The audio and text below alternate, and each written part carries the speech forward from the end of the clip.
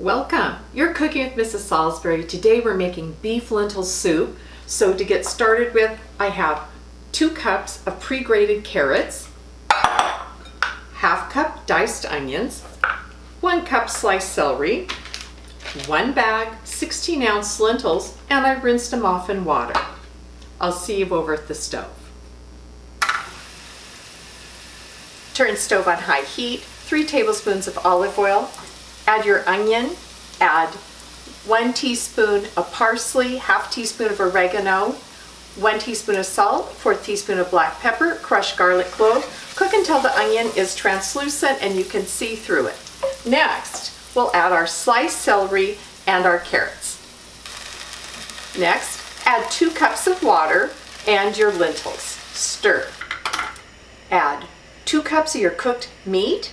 Add 8 cups of beef broth and 4 cups of roasted red pepper tomato soup. Bring to a boil and stir for about 50 minutes. Welcome back. After 50 minutes of cooking our lentil soup, it's done. Put a dollop of sour cream on the top. Enjoy. Thank you for cooking with Mrs. Salisbury. Like and subscribe. See you next time.